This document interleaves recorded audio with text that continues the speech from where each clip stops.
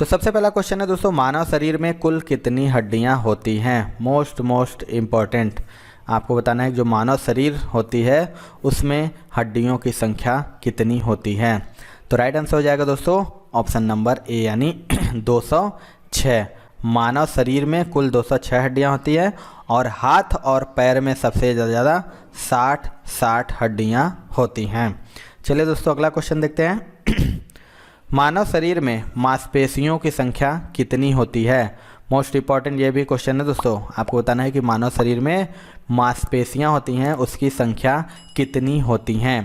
तो इसका right answer हो जाएगा दोस्तों ऑप्शन नंबर डी यानी 639। आपको बता दें कि मानव शरीर में मांसपेशियों की जो संख्या होती है वो 639 होती हैं और यह शरीर के कुल भार का 40% होती है।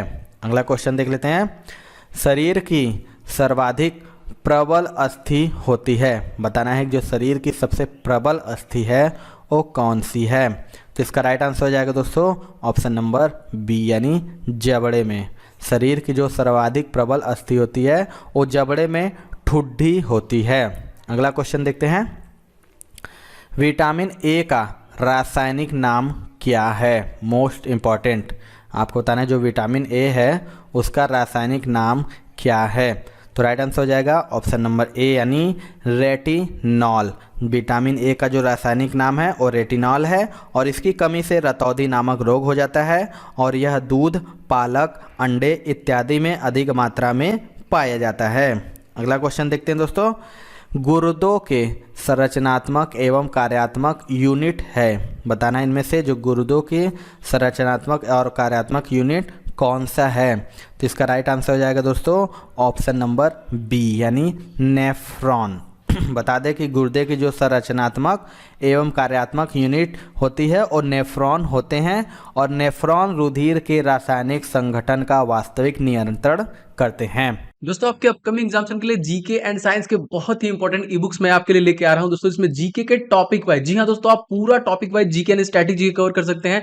70 ज्यादा टॉपिक मैंने कवर किए, इससे बाहर आपका नहीं जाने वाला है, सब कुछ इसमें कवर हो जाएगा ऑल इन वन दोस्तों। इसलिए मैंने इसका नाम रखा है एक सिंगल ई बुक से आप सारे के सारे, आपको इधर उधर कहीं भी भटकना नहीं है। सिंगल ई बुक में सारे के सारे टॉपिक डाल दिए गए। बहुत मेहनत दोस्तों मैंने इसे बनाया है, आप इसे ले सकते हैं, डिस्क्रिप्शन बॉक्स में लिंक है और निश्चित तौर पर आपको सब कुछ यहाँ से रिविजन करना है एंड कवर करना है। तो इस ई बुक का लिंक डिस्क्रिप्शन बॉक्स में मिल जाएगा। एंड सेकंड दोस्तों है आपका साइंस का 1000 क्वेश्चन जो निश्चित तौर पे आपके परीक्षा में पूछे जाएंगे और ऐसे प्रश्न जो बार बार आपके परीक्षा में पूछे गए जीव विज्ञान, रसायन विज्ञान और भौतिक विज्ञान से, जो कि कंप्लीट डिटेल के साथ है। आप सारे प्रश्न डिटेल के साथ देख सकते हैं। तो ये दोनों ई बुक बहुत ही ज्यादा इंपॉर्टेंट, निश्चित तौर पे आपको लेना चाहिए। ये वाला बुक दोस्तों 35,000 से ज्यादा स्टूडेंट ले चुके हैं। अगर आपने अभी तक नहीं लिया है तो फटाफट ले लीजिए। सभी ई बुक्स का लिंक डिस्क्रिप्शन बॉक्स मैंने दे दिया है और आने वाले एग्जामिनेशन में कंप्लीट प्रिपरेशन कीजिए दोस्तों, निश्चित तौर पर आपको बहुत फायदा होगा क्योंकि इसमें बहुत मेहनत किया है मैंने। डायलिसिस का प्रयोग किया जाता है। मोस्ट इम्पॉर्टेंट आपको बताना है जो डायलिसिस होता है उसका प्रयोग कहाँ पर किया जाता है।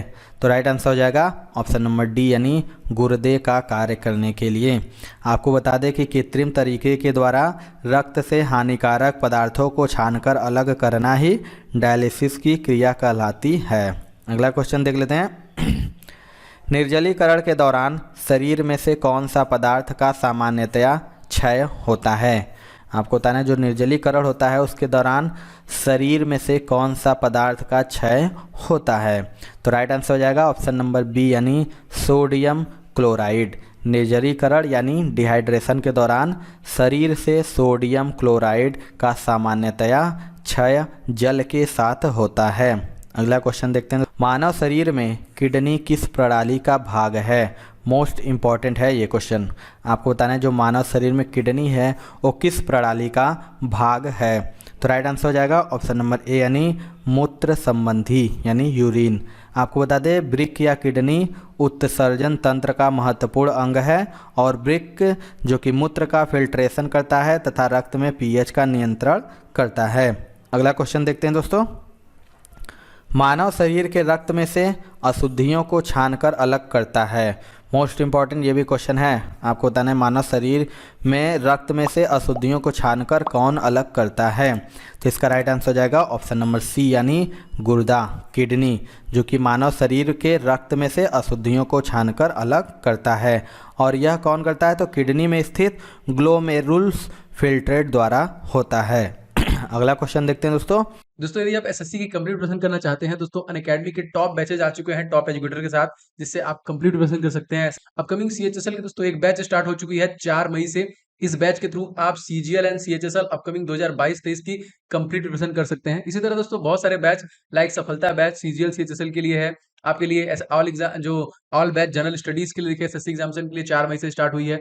बहुत सारे ऐसे बैचेज हैं सीपीयू के लिए, कह लीजिए स्टेनोग्राफर के लिए, फाइनल पंच एसएससी एमटीएस के लिए जो कि आपका जुलाई महीने में होने वाला है, 6 मई से स्टार्ट होने वाला। इन सभी को आप एक्सेस कर सकते हैं अनअकैडमी प्लस। और अनअकैडमी प्लस में जब आएंगे दोस्तों तो यहाँ पे रेज हैंड का भी फीचर है, इसके माध्यम से आप डायरेक्ट एजुकेटर से बात कर सकते हैं कभी भी क्लास के दौरान। और दोस्तों यहाँ पे आस्क का डाउट फीचर भी इनेबल हो जाएगा जब प्लस में आएंगे। आप कभी भी दोस्तों 3 डाउट एक साथ सेंड कर सकते हैं और आपको उसका सोल्यूशन दे दिया जाएगा। ये सभी चीजें दोस्तों आप अनअकैडमी प्लस के माध्यम से ले सकते हैं। और दोस्तों उसमें भी आपको 10% का डिस्काउंट मिल जाएगा अगर आप कोड इस्तेमाल करेंगे OJ10। एक साथ OJ10 लगाएंगे तो आपको 10% का डिस्काउंट मिल जाएगा। तो फटाफट दोस्तों अनअकैडमी प्लस सब्सक्रिप्शन ले लीजिए और अपने प्रिपरेशन को कंप्लीट कीजिए। मानव शरीर में ऊर्जा की उत्पत्ति होती है। आपको बता रहे हैं जो मानव शरीर में ऊर्जा की उत्पत्ति होती है वो किसके द्वारा होती है। तो इसका राइट आंसर हो जाएगा ऑप्शन नंबर सी, यानी ऊतकों में ऑक्सीजन पहुंचाकर। ऑक्सीजन जो कि कार्बनिक भोज्य पदार्थों को ऑक्सीकरण या विघटन करके ऊर्जा प्रदान करते हैं। अगला क्वेश्चन देख लेते हैं दोस्तों। इनमें से कौन अलग है? आपको बताना है, 4 ऑप्शन है, इनमें से कौन सबसे अलग है। तो राइट आंसर हो जाएगा ऑप्शन नंबर डी, यानी किडनी जो कि सबसे अलग है। बात करें दोस्तों यकृत की, पिट्यूटरी, पैंक्रियास की, तो ये सभी पाचक ग्रंथियां हैं, परंतु किडनी ग्रंथि नहीं है। यह एक उत्सर्जी अंग है। अगला क्वेश्चन देखते हैं।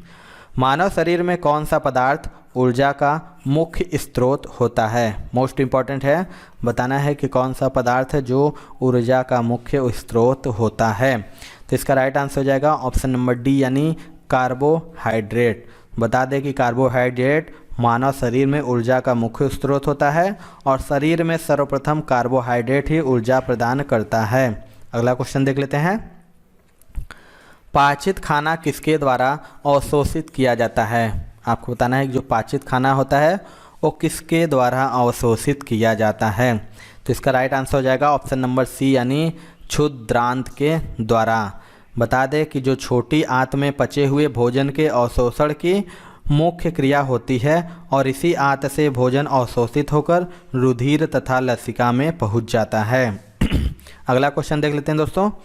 अधिकतर पोषक तत्व रक्त में अवशोषित किए जाते हैं। आपको बताना है जो पोषक तत्व हैं रक्त में किसके द्वारा अवशोषित किए जाते हैं। तो इसका राइट आंसर हो जाएगा दोस्तों ऑप्शन नंबर सी, यानी छोटी आंत से। जो पोषक तत्व होते हैं वो छोटी आंत से रक्त में अवशोषित किए जाते हैं तथा यह मुख्य पाचक अंग होती है। चलिए दोस्तों अगला क्वेश्चन देखते हैं। पके हुए आम में कौन सा विटामिन होता है? आपको बताना है जो पका हुआ आम होता है उनमें कौन सा विटामिन होता है। तो राइट आंसर हो जाएगा ऑप्शन नंबर डी, यानी विटामिन सी और विटामिन ए, जो कि पके हुए आम में प्रचुर मात्रा में पाया जाता है। और बात करें दोस्तों तो विटामिन सी की मात्रा विटामिन ए से अधिक होती है और आम में बहुत हल्की मात्रा में विटामिन बी भी पाया जाता है। तो अगला क्वेश्चन देख लेते हैं। एंटीबॉडी मुख्यतः एक पदार्थ है। आपको बताना है एंटीबॉडी जो कि एक पदार्थ है इनमें से किसका। तो राइट आंसर हो जाएगा ऑप्शन नंबर ए, यानी प्रोटीन का। एंटीबॉडी जो कि मुख्यतः एक प्रोटीन है। अगला क्वेश्चन देखते हैं। कौन सा विटामिन खाना पकाने के क्रम में नष्ट हो जाता है? मोस्ट इम्पॉर्टेंट क्वेश्चन है ये भी। आपको बताना इनमें से कौन सा विटामिन है जो खाना पकाने के क्रम में नष्ट हो जाता है। तो राइट आंसर हो जाएगा ऑप्शन नंबर बी, यानी विटामिन सी। तो आपको बता दें कि जल में घुलनशील विटामिन खाना पकाते समय नष्ट होने लगते हैं, किंतु विटामिन सी खाना पकाने के क्रम में अधिक तेज़ी से नष्ट हो जाता है। अगला क्वेश्चन देखते हैं दोस्तों। भोजन में लोहे की कमी के कारण होता है। आपको बताना है जो भोजन में लोहे की कमी के कारण कौन सा रोग हो जाता है। तो राइट आंसर हो जाएगा ऑप्शन नंबर सी, यानी एनीमिया। तो बता दें कि शरीर में लौह तत्व की कमी के कारण एनीमिया रोग हो जाता है और इस रोग में रक्त में हीमोग्लोबिन की कमी से शरीर की कोशिकाओं में ऑक्सीजन की कमी होने लगती है और इसी कमी की वजह से व्यक्ति में एनीमिया यानी रक्ताल्पता के लक्षण दिखाई देने लगते हैं। अगला क्वेश्चन देख लेते हैं दोस्तों। जीव विज्ञान की दृष्टि से शरीर के सभी प्रकार के उद्दीपनों का ग्रहण किस तंत्र द्वारा होता है? आपको बताना है इसका राइट आंसर क्या होगा। तो इसका राइट आंसर हो जाएगा दोस्तों ऑप्शन नंबर सी यानी तंत्रिका तंत्र। आपको बता दें तंत्रिका तंत्र शरीर के बाह्य तथा आंतरिक उद्दीपनों को ग्रहण करके उसके प्रति अनुक्रिया प्रसारित करने का कार्य करता है और इस तंत्र की इकाई न्यूरॉन होती है। चलिए दोस्तों अगला क्वेश्चन देखते हैं। सजीवों में क्या पहचान है? मोस्ट इम्पॉर्टेंट है, आपको बताना है कि सजीवों में क्या पहचान है। तो राइट आंसर हो जाएगा ऑप्शन नंबर डी यानी उपरोक्त सभी। आपको बता दें सजीवों में श्वसन, प्रजनन, रक्त संचरण, परिसंचरण, उत्सर्जन इत्यादि सभी प्रकार की जैविक क्रियाएं संपन्न होती हैं। चलिए दोस्तों अगला क्वेश्चन देखते हैं। विटामिन ई महत्वपूर्ण है। आपको बताना है कि विटामिन ई महत्वपूर्ण है। तो राइट आंसर हो जाएगा ऑप्शन नंबर सी यानी गेहूं के अंकुर का तेल। यानी विटामिन ई की कमी से त्वचा रोग तथा जनन अंगों से संबंधित रोग होते हैं और यह मुख्यतः गेहूं के अंकुर के तेल द्वारा प्रचुर मात्रा में प्राप्त की होता है। अगला क्वेश्चन देख लेते हैं। कहाँ पाचन एवं श्वसन मार्ग एक दूसरे को अतिक्रम करता है? आपको बताना है कि कौन सा स्थान है जहाँ पे पाचन और श्वसन मार्ग एक दूसरे को अतिक्रम करता है। तो राइट आंसर हो जाएगा ऑप्शन नंबर सी यानी ग्रसनी में। पाचन एवं श्वसन मार्ग एक दूसरे को ग्रसनी में अतिक्रम करते हैं। चलिए दोस्तों अगला क्वेश्चन देख लेते हैं। आँख के मायोपिया दृष्टि में आपको बताना है कि जो आँख में मायोपिया हो जाता है उसमें कौन सा कारण होता है। तो राइट आंसर हो जाएगा ऑप्शन नंबर ए यानी रेटिना के सम्मुख प्रकाश किरणें केंद्रित होती है। बता दें कि जो मायोपिया या निकट दृष्टि दोष होता है वो नेत्र का एक अपवर्तक दोष है जिसमें वस्तु का प्रतिबिंब रेटिना के सम्मुख बनता है। चलिए दोस्तों अगला क्वेश्चन देख लेते हैं। वह पदार्थ जिसकी कमी से डिहाइड्रेशन होता है। मोस्ट इम्पॉर्टेंट है, आपको बताना है कि वह पदार्थ कौन सा है जिसकी कमी से डिहाइड्रेशन होता है। तो राइट आंसर हो जाएगा ऑप्शन नंबर सी यानी पानी की कमी से। डिहाइड्रेशन हो जाने पर शरीर में खनिज, लवण तथा पानी की कमी हो जाती है। अगला क्वेश्चन देख लेते हैं।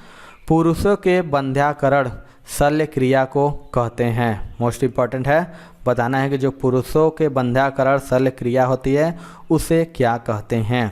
तो राइट आंसर हो जाएगा ऑप्शन नंबर सी यानी वैसेक्टॉमी कहते हैं। पुरुषों के बंध्याकरण शल्य क्रिया को वैसेक्टॉमी कहते हैं जिसमें शुक्र वाहिकाओं को काटकर बांध दिया जाता है। तो ये थी दोस्तों आज की वीडियो। आपको वीडियो कैसा लगा कमेंट सेक्शन में जरूर बताइएगा। वीडियो पसंद आया होगा दोस्तों तो एक लाइक जरूर करिएगा और चैनल पर नए हैं तो चैनल को जरूर सब्सक्राइब करके बेल आइकन दबा लीजिए। तो मिलते हैं दोस्तों अपने अगले वीडियो में, तब तक के लिए जय हिंद जय भारत।